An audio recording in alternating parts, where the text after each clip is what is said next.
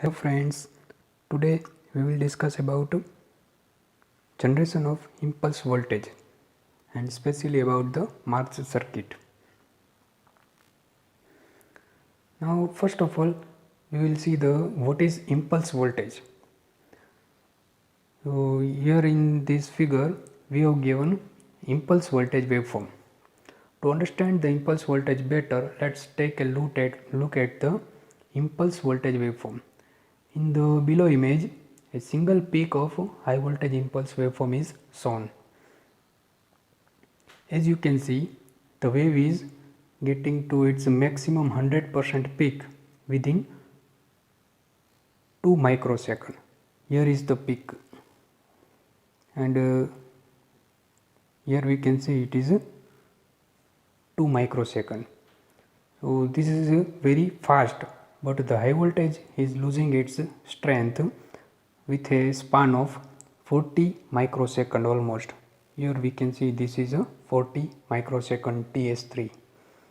Therefore the pulse has a very short or fast rise time, whereas a very slow or long fall time. So here is the rise time, and in this way this is fall time.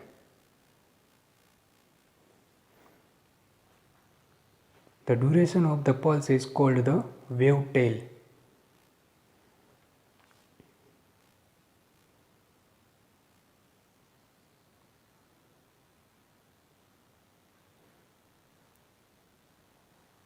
Which is defined by the difference between third time stamp TS3 and TS0.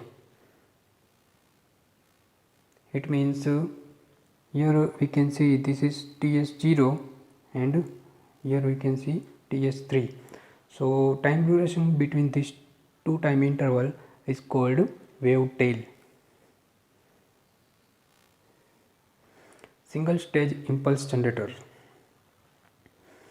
Any impulse generator circuit needs at least one large capacitor that is charged to an appropriate voltage level and then discharged by a load.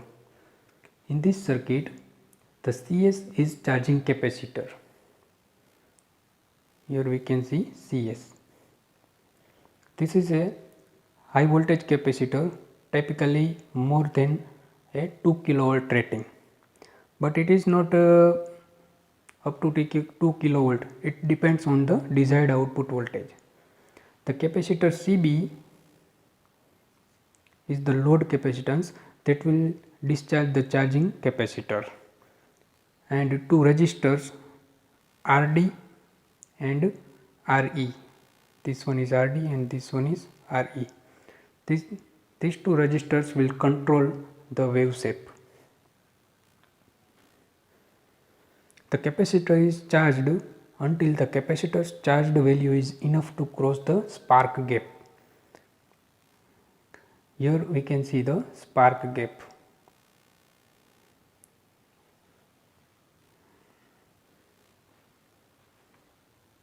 An electrical impulse generated across the spark gap and high voltage gets transferred from the left electrode terminal to the right electrode terminal of the spark gap, and thus making it a connected circuit.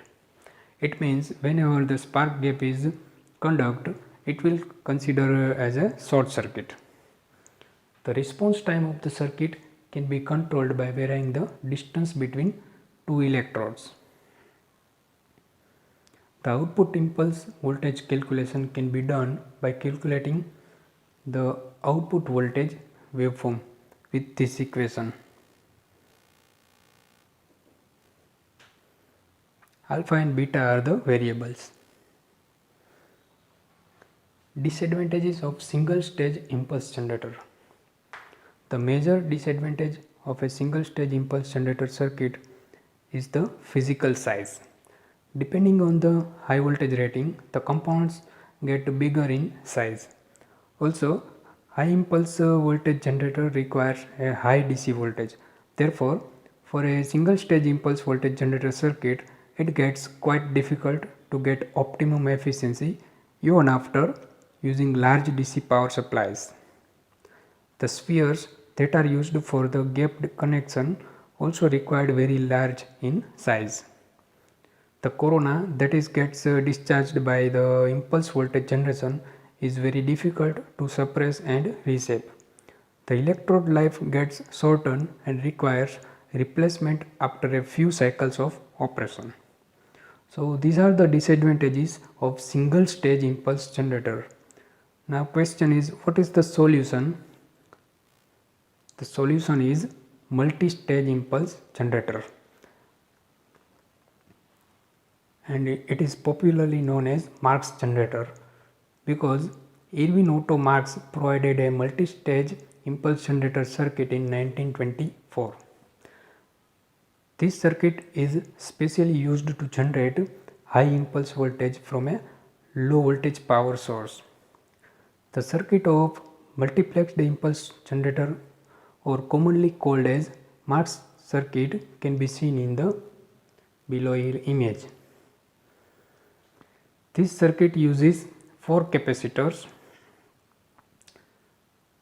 There can be n number of capacitors, but in our case we have taken 4 capacitors that are charged by a high voltage source in parallel charging condition by the charge resistors R1 to R8. So in this figure we can see this one is C1, C2, C3 and C4 are capacitors, and this 8 resistors, and G1 to G4, it means this is G1, G2, G3, these are the spark gaps.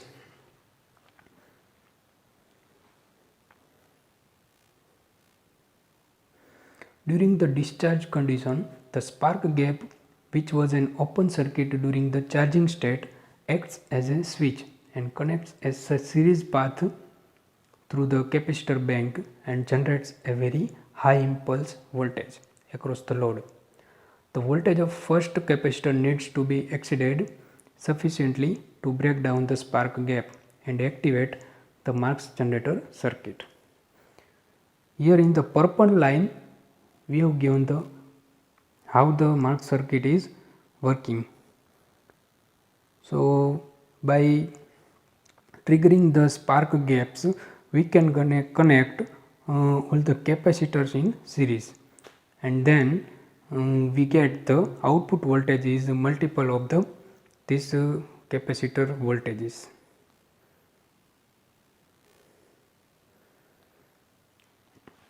When this occurs, the first spark gap connects two capacitors C1 and C2. Here we can see how this spark gap connects these two capacitors this way. So when the spark gap 1 is triggered, capacitor C1 and C2 comes into picture and the output voltage will be doubled. Subsequently, the third spark gap automatically breaks down because the voltage across the third spark gap is high enough, and it starts to add the third capacitor C3 voltage into the stack, and this goes on up to the last capacitor. Finally, when the last and final spark gap is reached, the voltage is large enough to break the last spark gap across the load, which has a larger gap between the spark plugs. The final output voltage across the final gap will be N into Vc, where N is the number of capacitors and Vc is the capacitor charge voltage. But this is true in ideal circuits. In real scenarios, the output voltage of the Marx impulse generator circuit will be much lower than the actual desired value because so many losses takes place in this circuit. Capacitor discharging techniques in Marx generator. There are some techniques through which we can charging and discharging the capacitors. One is the pulsing additional trigger electrode. Pulsing an additional trigger electrode is an effective way to intentionally trigger the Marx generator during fully charged condition or in a special case. The additional trigger electrode is called as trigatron. There are different shapes and sizes trigatron available with different specifications. Next method is ionizing the air in the gap. Ionized air is an effective path that is beneficial to conduct the spark gap. The ionization is done by using a pulsed laser. And next method is reducing the air pressure inside the gap. The reduction of air pressure is also effective if the spark gap is designed inside a chamber. So these are the capacitor discharging techniques. Now advantages of the Marx generator. Disadvantages of the Marx generator.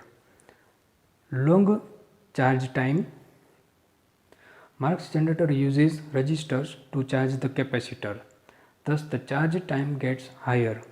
The capacitor that is closer to the power supply gets charged faster than the others. So this is the disadvantage. Next one is loss of efficiency.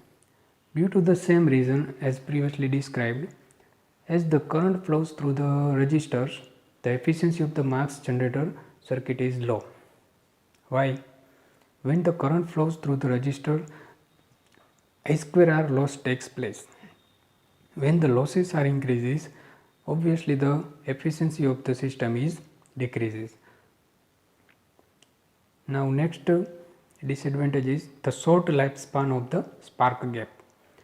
The repetitive cycle of discharge through the spark gap shortens the lifetime of the electrodes of a spark gap that needs to be replaced from time to time. So it is a disadvantage. Next one is the repetition time of charge and discharge cycle. Due to the high current time, the repetition time of the impulse generator is very slow. This is another major drawback of the Marx generator circuit. Now applications of impulse generator circuit.